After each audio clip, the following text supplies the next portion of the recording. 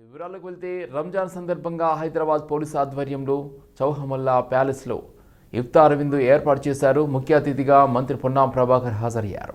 గతంలో ఎంపీగా ఉన్నప్పటి నుండి ప్రతి సంవత్సరం ఇఫ్తార్ విందులో పాల్గొంటున్నానని మంత్రి పొన్నాం ప్రభాకర్ అన్నారు. రేవంత్ రెడ్డి నాయకత్వంలో కాంగ్రెస్ ప్రభుత్వం సంక్షేమ కార్యక్రమాలు అభివృద్ధి చేస్తున్నామని తెలిపారు.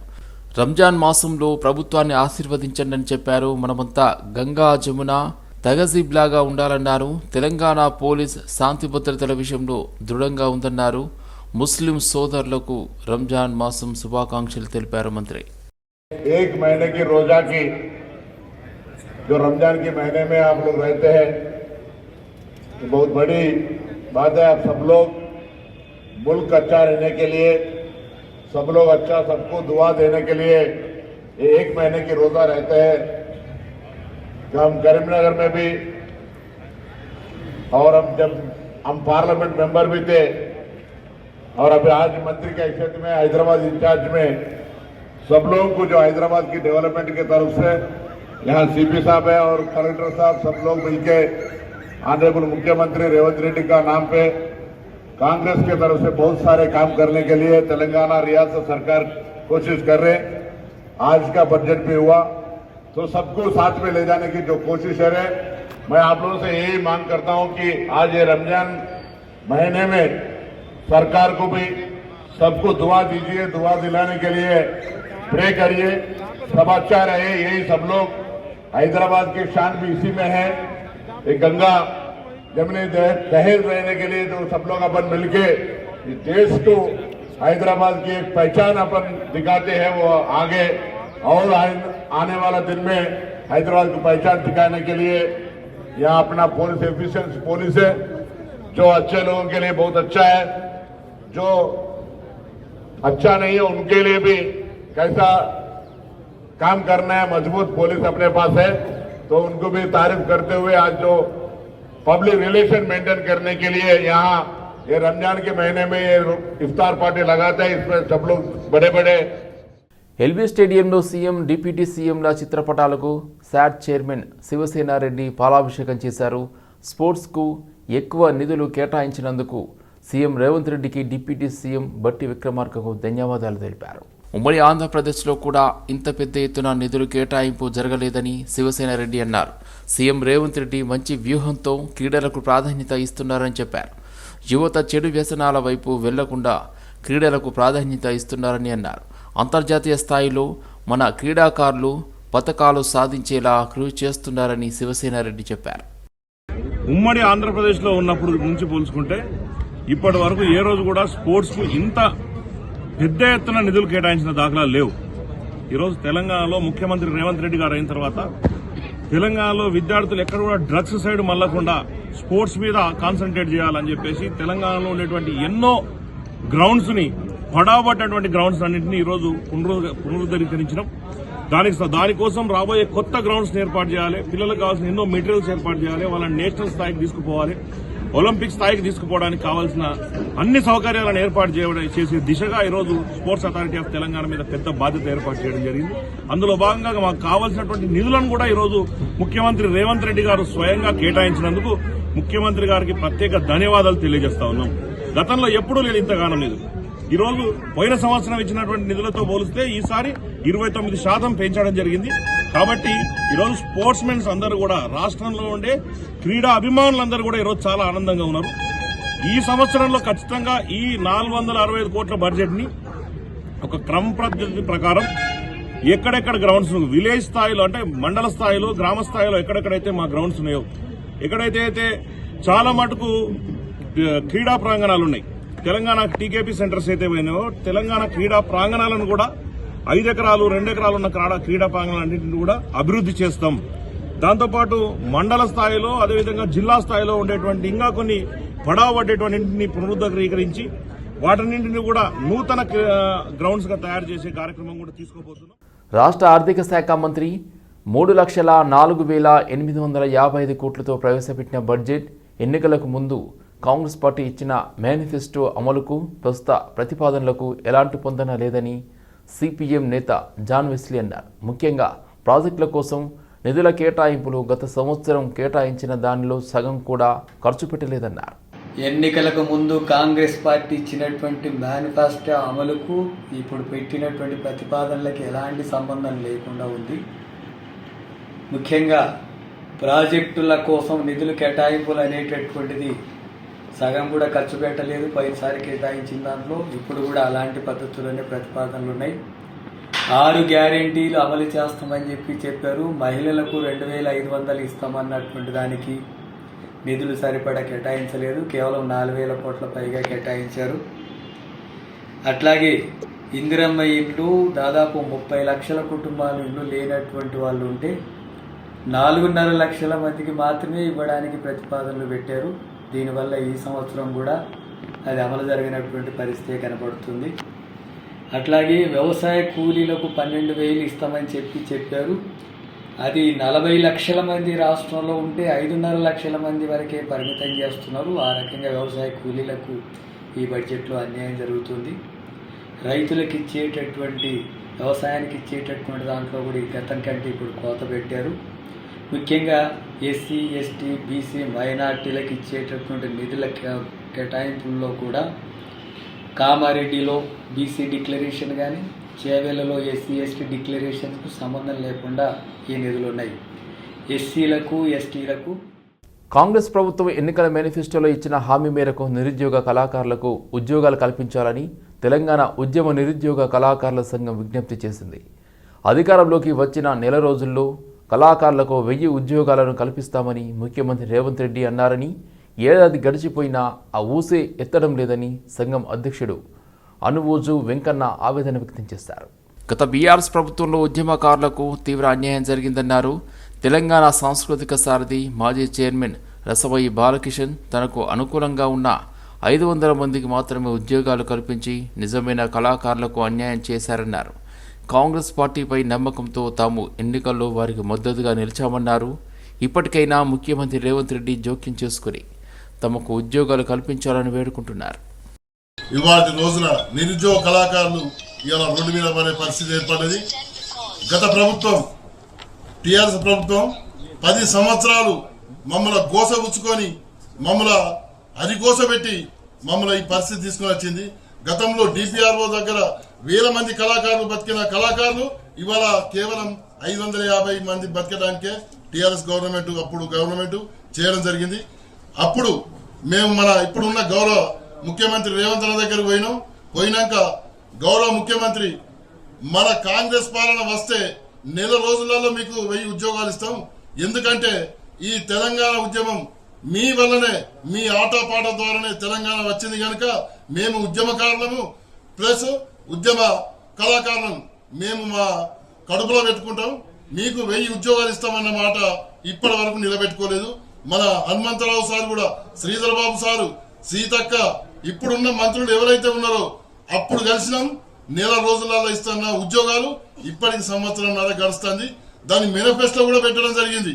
గాంధీ భవన్ సాక్షిగా మేనిఫెస్టో పెట్టి ఈ సంవత్సరంన్నర గడిచినా కూడా ఇప్పటి వరకు అదే ప్రకారంగా ఉన్నది. అన్న ముఖ్యమంత్రి గారు రేవంత్ అన్న, మేము చాలా గోసపడుతున్నామన్నా. మేము ఏ పని చేసుకోవడానికి వీలు లేదు. ఎందుకంటే ఆటపాటలు నమ్ముకున్న కళాకారులం మేము ఏదైనా పని పోతే మీరేం పని చేస్తారా? మీరు తెలంగాణ కోసం ఉద్యమం చేసి తెలంగాణ సాధించిన వాళ్ళు మీరేం పని చేస్తారా అని అభేళనగా చేస్తారు. ఇంకొకటి, మాకంటే చిన్నపిల్లలు, మా కొడుకు లాంటి వాళ్ళకు ఉద్యోగాలు వస్తే మా ఆత్మగౌరవం మేము ఎక్కడ పెట్టుకోవాలో ఒక్కసారి మీరు. యాదవులు సామాజిక, ఆర్థిక, రాజకీయ అన్ని రంగాల్లో రాణించాలని రాయిని సునీల్ యాదవ్ అన్నారు. యాదవ జాయింట్ యాక్షన్ కమిటీ నూతన గ్రేటర్ హైదరాబాద్ అధ్యక్షుడిగా రాయిని సునీల్ యాదవ్ను ఏకగ్రీవంగా ఎన్నుకున్నారు. యాదవ జేఏసీ సంఘం ముఖ్య నాయకుల చేతుల మీదుగా నియామక పత్రం అందజేశారు. తనకు ఇచ్చిన పదవి నియామకం పట్ల యాదవ జేఏసీ నాయకులు అందరికీ కృతజ్ఞతలు తెలియజేశారు. సునీల్ యాదవ్ తన వంతు బాధ్యతగా యాదవ సంఘం అభివృద్ధికి కృషి చేస్తారని తెలిపారు. అదేవిధంగా యాదవులు విద్య, ఉద్యోగ, వాణిజ్య అన్ని రంగాల్లో అభివృద్ధి చెందాలన్నారు.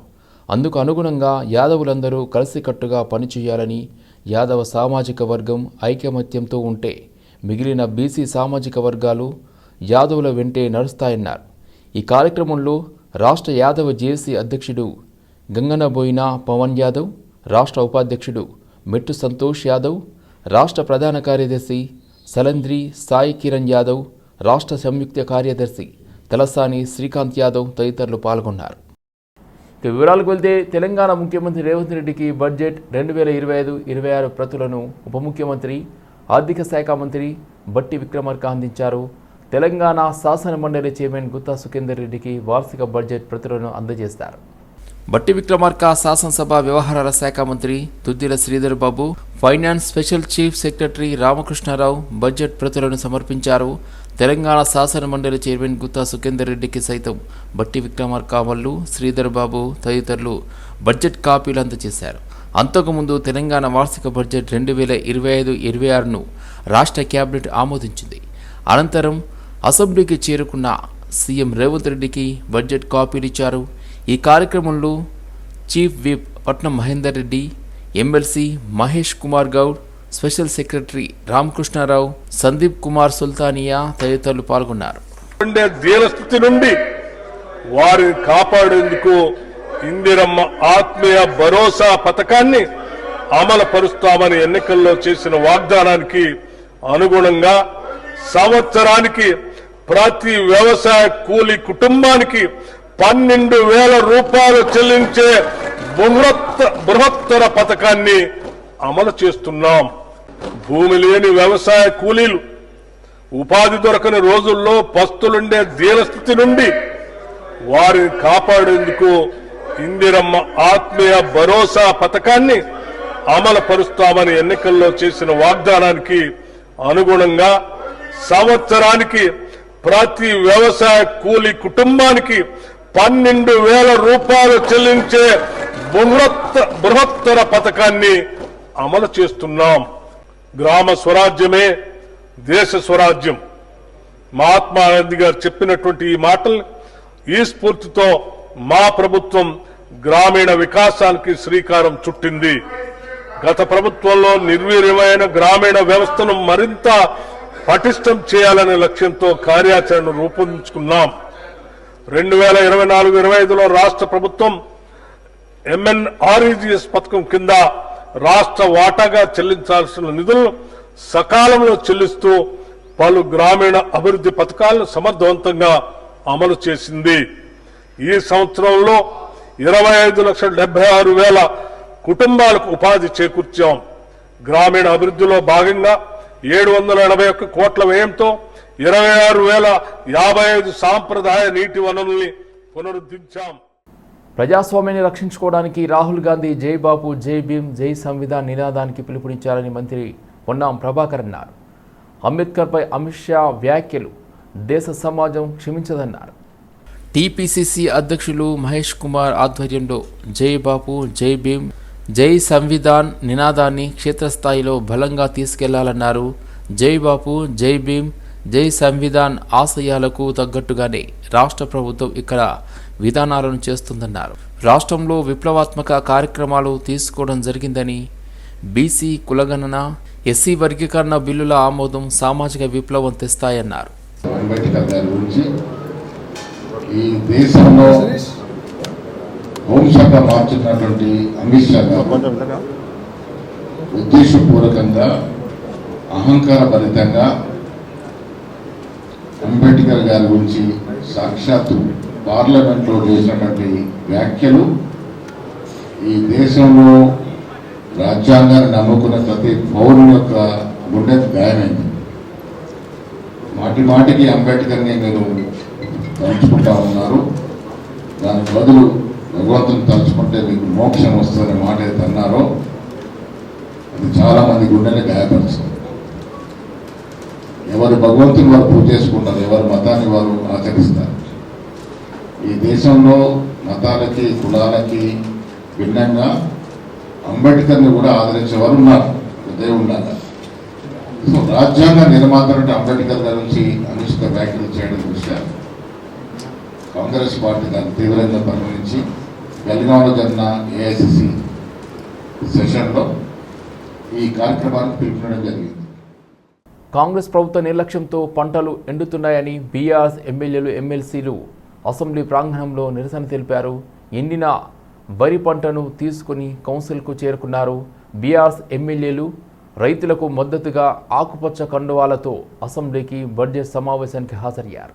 వర్షాలు సమృద్ధిగా పడ్డా ప్రభుత్వ నిర్లక్ష్యంతోనే పంటలు ఎండిపోతున్నాయని, ఈ ప్రభుత్వానికి వాటర్ మేనేజ్మెంట్ తెలియకపోవడంతో రైతులు ఇబ్బంది పడుతున్నారని అన్నారు. మిషన్ కాకతీయ ద్వారా కేసీఆర్ చెరువులను పునరుద్ధరించి వాటిని ప్రాజెక్టుల కాల్వలతో అనుసంధానం చేసి రైతులను ఆదుకున్నారని గుర్తు చేశారు. ప్రాజెక్టుల ఆయకట్టు కింద పొలాలు ఎండిపోవడం అత్యంత దురదృష్టకరమన్నారు. మార్చిలోనే పరిస్థితి ఇలా ఉంటే రానున్న రోజుల్లో ఇంకెంత దారుణంగా ఉంటుందోనని ఆందోళన వ్యక్తం చేశారు. మేము మొదటి నుంచి చెప్తున్నాం, ఈరోజు కాదు, దాదాపు 9 నెలల నుంచి 11 నెలల నుంచి మొత్తుకుంటూనే ఉన్నాం. రాష్ట్రంలో సమృద్ధిగా వానలు పోయిన వానాకాలం పడ్డాయి. అటు గోదావరి పరివాహక ప్రాంతంలో కానీ ఇటు కృష్ణలో కానీ వర్షాలు సమృద్ధిగా పడ్డాయి.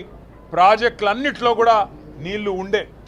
కానీ లేనిదల్లా ఏంటంటే అంగట్లో అన్నీ ఉన్న అల్లుడి నోట్లో శని అన్నట్టు రాష్ట్రాన్ని నడుపుతున్న ముఖ్యమంత్రికి ప్రభుత్వానికి సోయి లేదు, రైతుల మీద ప్రేమ లేదు, పట్టింపు లేకపోవడం వల్ల ఈరోజు వ్యవసాయదారులు రాష్ట్రంలో పూర్తి స్థాయిలో సంక్షోభంలోకి పోయే పరిస్థితి వచ్చింది.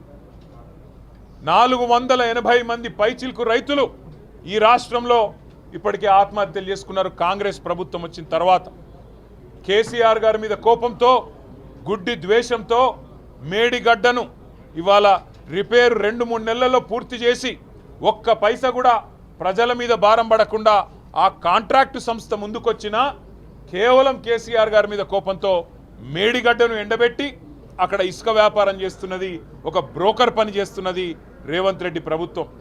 ఒకవైపు ఇసుక దోడుకుంటూ కాంగ్రెస్ నాయకుల జేబులు నింపుతూ, మరొక వైపు లక్షలాది ఎకరాల్లో ఇవాళ ఒక గోదావరి పరివాహక ప్రాంతం మొత్తంలో పంటలు ఎండుతున్నా చేష్టలుడిగి చూస్తున్నది.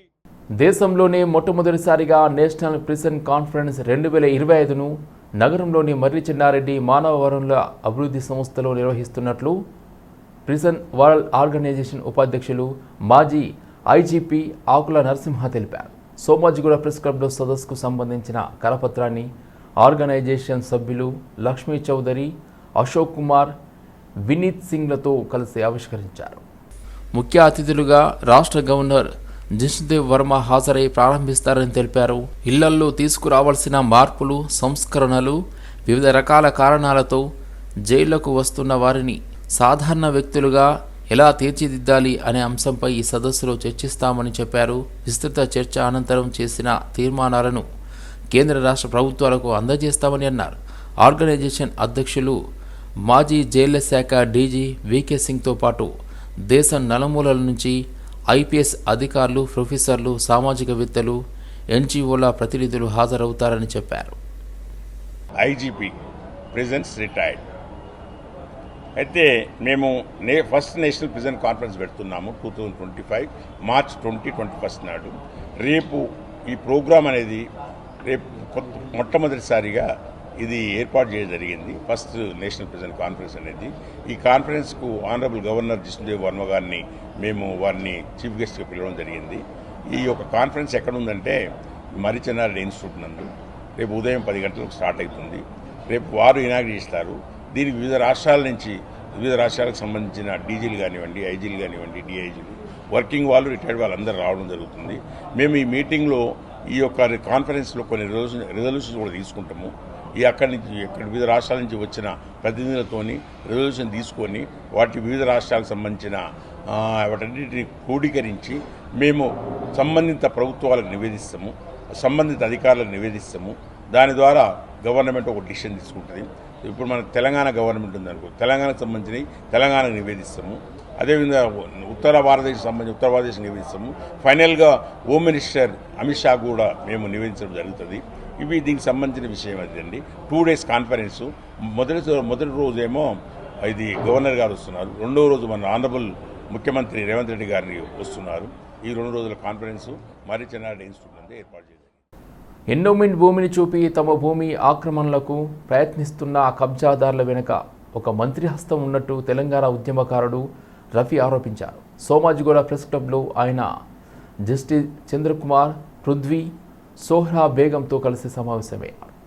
ఉస్నాబాద్లో ఎల్లమ్మ తల్లి ఆలయం కోసం తమ పెద్దలు 4 ఎకరాల 4 గుంటల భూమిని ఇచ్చేశామని, ఆ భూమి 265 సర్వే నెంబర్లో ఉంది అన్నారు.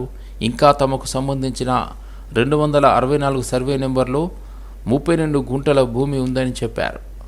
పక్కన ఉన్న భూమిని మొదట నడకదారిగా చూపించి తర్వాత అక్కడ పిల్లలను నిర్మిస్తున్నారని, ఈ విషయంలో తాము కోర్టును ఆశ్రయించగా కోర్టు ఆ స్థలం తమకు చెందినదే అని స్టేటస్ కో ఆర్డర్ కూడా ఇచ్చిందన్నారు. కొన్ని రోజుల క్రితం నుండి కొంతమంది అకస్మాత్తుగా ఆ స్థలంలో ప్రవేశించి స్థలాన్ని ఆక్రమించే ప్రయత్నం చేస్తున్నారని తెలిపారు. ఆల్రెడీ ఆ పక్క ఇటువైపు ఉన్న వాళ్ళు ఒక గేటో తలుపో పెట్టినప్పుడు ఇది తొవ్వలాగా చిత్రీకరించకూడదని చెప్పి మేము కోర్టుకి ఆశ్రయించినాం. కోర్టు మా ఫేవర్లో స్టేటస్ కో ఆర్డర్ కూడా ఇచ్చింది. ఆ భూమి మీద ఎవ్వరు ఏమీ చేయరాదు, అది బాట కాదు, అది అలాగే స్తబ్దతగా అట్లనే ఉండాలని చెప్పి కోర్టు ఆర్డర్ ఇచ్చింది. ఆ ఆర్డర్ మీద ఆ భూమి అలాగే ఉన్నది. హఠాత్తుగా మొన్నటి సెకండ్ సాటర్డే సండే నాడు ఒక విస్ఫోటన, ఒకేసారి షాకింగ్ మేము గురైంది. ఏంటంటే ఇంత క్రితం గౌరవ కోర్టు ఒక అడ్వకేట్ కమిషనర్ని పెట్టి మా హద్దులు కూడా అక్కడ పెట్టించింది, ఆ రాళ్ళు కూడా పెట్టించిండ్రు. వాటి అన్ని సాక్ష్యాలతో పాటు కాగితాలతో పాటు నేను మొత్తం తెచ్చిన మీ ముందు. మా భూమి ఎంత, మేము దానం ఇచ్చింది ఎంత, అన్ని కాగితాలు ఉన్నాయి నా దగ్గర. కూకట్పల్లి నియోజకవర్గంలోని ఓల్డ్ బోయిన్పల్లి డివిజన్లో మాజీ మంత్రి BRS party working president MLA KTR MLA Madhavaram కృష్ణారావుతో కలిసి పర్యటించారు. స్థానిక కార్పొరేటర్ ముద్దం నరసింహ యాదవ్ ఆధ్వర్యంలో బీఆర్ఎస్ శ్రేణులు పెద్ద ఎత్తున స్వాగతం పలికారు.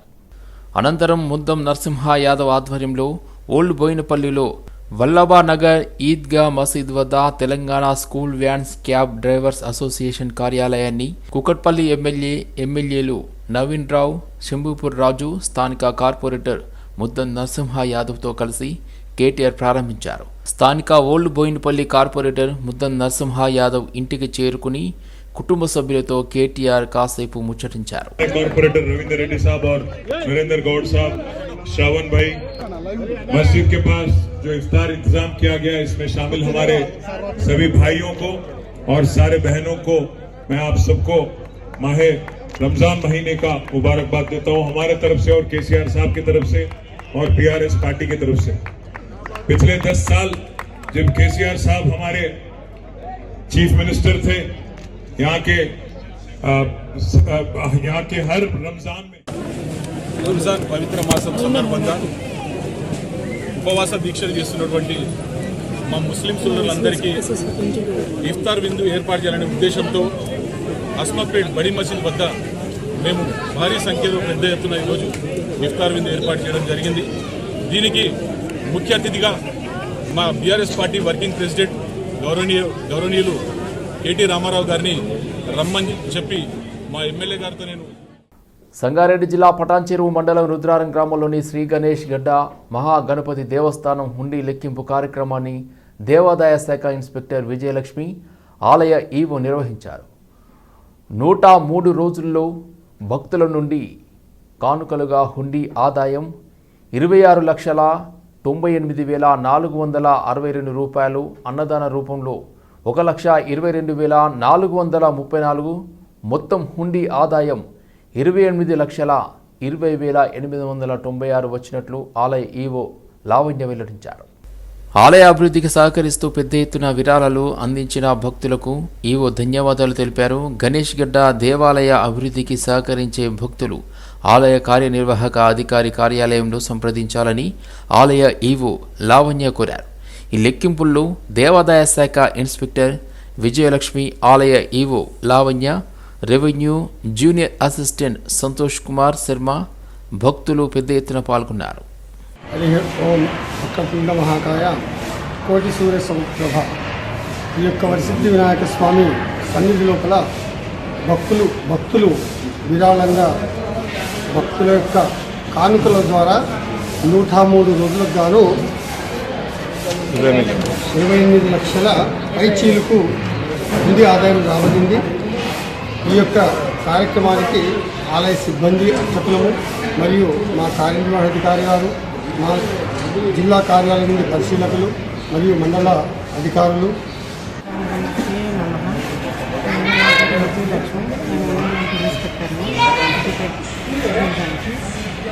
నిర్ధారం గ్రామంలో గణేష్ టెంపుల్ వారిని ఈరోజు హుండీ లెక్కింపు చేయడం జరిగింది.